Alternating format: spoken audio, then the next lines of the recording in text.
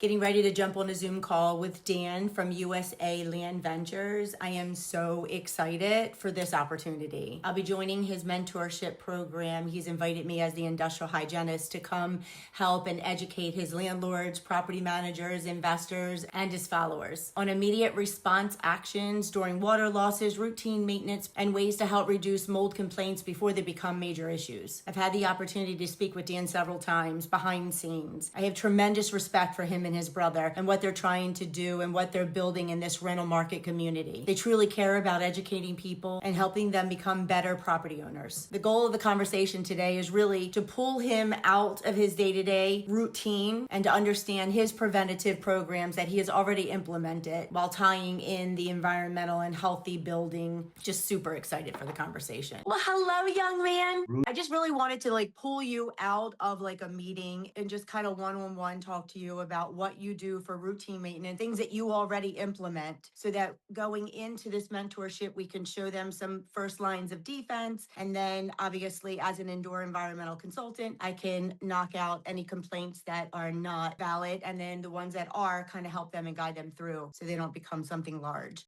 I love Thanks. the idea of it. Thank you for asking me to come on. I love your particular profession because I don't think we have enough input in the land from the landlord's point of view of your expertise. So I appreciate you asking me to come on. Yeah. So, just in general, to knock out complaints, and we all know that mold starts first with some small water leak or some sort of hidden moisture. So, in your rental properties, what do you do as a routine maintenance that would knock out these small leaks or small water intrusions so that they don't become bigger problems? The biggest line of defense is preventive maintenance, right? This is one of the things I'm constantly trying to tell, especially mom and pop landlords or newer landlords that are coming into the business. And then, of course, you can't really tell this to the slum landlord mentality because they're just not ready to listen. But the truth of the matter is, preventive maintenance will not only save you hours and hours of aggravation and stress, but it'll save you lots of money. So I'll give you a few examples. So we have 4 seasonal maintenances that we do on our properties, right? Coming into the spring, for instance. And what we do is we make sure that all the gutters are clean, to look at all the roofing flashing around the edges, around the chimney area. And one of my worker calls me, sends me a text and he says, "Hey, look, this, I just spotted this around the chimney. And it was starting to crack." So,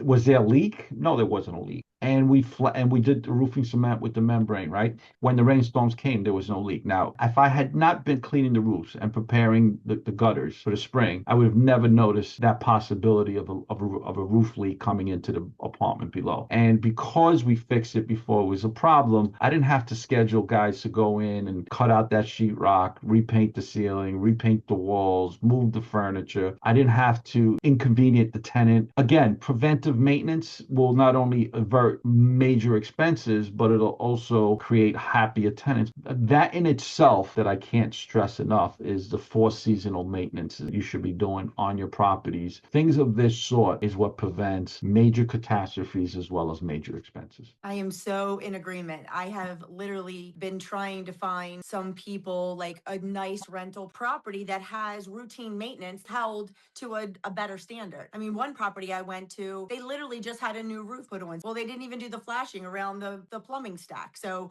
I can see sunlight coming straight into, I mean, brand new decking, you can see all the plywood replaced and then this bright sunlight just shining through. I think the guy asked me, what did you do? A home inspection? No, this is just checks and balances. You can see the sunlight coming through. You don't have to be a home inspector to know No. it's wrong. That routine maintenance helps prevent large problems down the road. Things, even if you just spend a little extra money now just fixing it, then having to wait until you have that catastrophe, especially through an apartment complex. I give you, we do seasonal maintenance that includes seasonal cleaning, right? Major cleaning. So in the spring, summer, fall, and winter, my guys go into every single hallway and they get cleaned every week, but they're not Right. majorly cleaned, right? So all the moldings get wiped down, all the light fixtures get taken down and cleaned by hand, all the railings, the doors, the walls. But while they're cleaning, they're looking for what may be possibly going wrong. We're not doing major cleaning for the seasonal maintenance. Is what is a possibility of something going wrong? You know, in one of our conversations when we were talking, you were telling me about this major water loss that you had and how expensive it became. I want to touch on that because if they don't handle this claim correctly, this where this water loss is, and they leave trapped moisture behind the wall, and then if there's another loss behind it, the degradation of that building material, and then you end up with a sick building. Sick building, you may end up with sick tenants, and then that creates another catastrophe, right? So, Yes. one of the things that I'm a proponent of, if the wall gets wet, just cut it out. It's a lot cheaper and move quickly. Absolutely. And with the drying science, the best piece of equipment people can have is a dehumidification. You know, water molecules are in the air and the dehumidification pulls it out, puts them through the coils, turns it to water and gets it out. So with the fans running and the dehu, now you're drying your structure. Water wicks. So you want to cut at least 1 foot or 2 foot out and then dry behind the wall cavity or behind, in the ceiling cavities to make sure that it's all dry before you put something back. Routine maintenance. What do you do with the HVAC systems? Do you clean them? Do you change the filters? Do you inspect them? Some tenants are more cleaner than others. Some tenants are more proactive than others, and some tenants will comply with the lease more than others, right? In our leases, it clearly states that they're responsible to change that air filter month. That doesn't mean they do it. And there's always a sign of when they don't. You look at the vents where the forced air comes out of, you'll see like dirt coming up above the vent and going towards the ceiling, especially if they have like cats or dogs. So at that point, we take pictures we just take off the vent, we'll take a picture of the inside of it. And there's a clause in my lease as well that gives them a dollar amount. If we have to clean these vents as a result of you not having changed the filter monthly, this is what the dollar amount will be. So they've already agreed to that deduction from their security deposit, because it's my responsibility to also make sure that whoever's going to come in there and live in there next is going to be breathing healthy air. That's not only my legal obligation, it's a moral obligation. For larger properties here in like the district, DC, I'll go to like the maintenance crew and we'll talk about routine maintenance and things that they can do. Checking the HVAC system, even though that it's not your responsibility to change that filter, but you can check the vents to make sure that there's no buildup, because HVAC systems are built not to house mold. But when you leave dust and debris in it, now you've just given it a food source. It can create, an environment that's sick. I have a standard. We have standards. One of them is every 5 years we go to every window, every door, exterior window, and every door, and we're looking at the caulk. Right. Yeah. The truth is, I don't care how good the caulk is; it's not going to last you more than 6 years at the most. Right. Right. So we'll scrape it out, and we will walk around all our exterior windows and doors. But in the fall, it does dry quickly. Yeah. And it's not so hot. Most importantly, I'm getting ready for the winter in case there's any ice and snow buildup anywhere when the major water comes. I get a call from a tenant that tells me that the water's coming over the gutter and then hitting his window. That I'm like, there's something wrong. I found a sponge ball literally right before the gutter drain. Although it didn't go down the gutter drain because we have a screen there. Thank God. Big enough. It was actually bigger than a sponge ball. I don't even know how it got up there. It's a 4-story building. But the thing is that, it was blocking. If we had not had those windows recaulked, that water definitely would have been going into the apartment and would have created a bigger problem. That was no fault of mine, but things do happen that we're not going to account for, that we don't know. But you did. You had the screen on the gutter, which most people do not. Right. I mean, come on. If we could just get people to just do tiny little steps, they're going to see the things that they've done to stop major things from happening. I mean, what's it? Pennies on a dollar for a screen. It's like $5, $6. Right. Yeah. But the caulk, I wanted to also add, in my opinion, as an indoor environmental consultant over 2 decades, I like to tell people I wash that gray out of my hair. But there's literally 3 complaints that come in from tenants that automatically can be just disqualified: bathrooms, kitchens, and HVAC systems. And the 2 things that you can do in the bathroom, so simple: grout and caulk. All you need to do is just routine maintenance. And now we have no problems having mold in the bathroom. Well, I take that a step further. So what the other thing I do in my bathrooms is I used to have 2 switches, one for the light, one for the One fan. for the fan.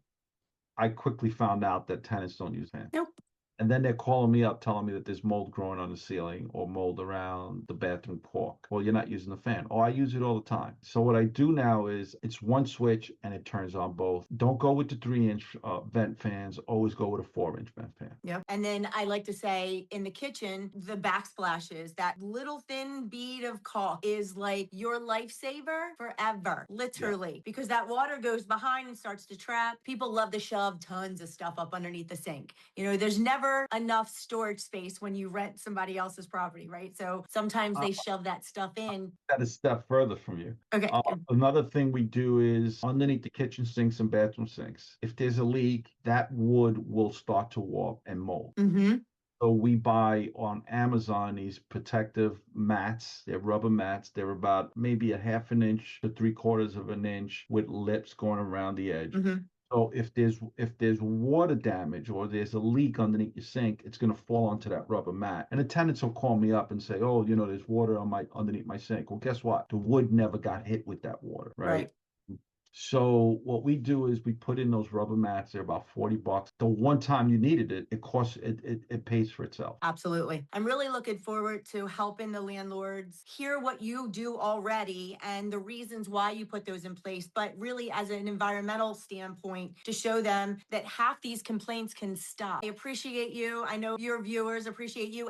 Okay, thank you. So I just finished wrapping up with Dan. I cannot say enough about Dan and his brother and what they are trying to accomplish for landlords and property owners. They literally have gone through all of the growing pains for you. Hard lessons learned and money spent fixing mistakes on their end. Their mentorship program is based on real stories and real experiences that they've already been through. And to my followers, if you are involved in any rental properties, if you're a property manager, if you're doing investing, you may want to consider following USA Land Ventures. There's a wealth of knowledge there from both new and experienced landlords. So please make sure to follow along because I will be joining the mentorship program as an industrial hygienist to help educate on water losses, mold preventions, maintenance practices, and environmental concerns that affect both buildings and tenants' health. So please make sure that you follow along so you don't miss your environmental tips and you don't miss the mentorship program.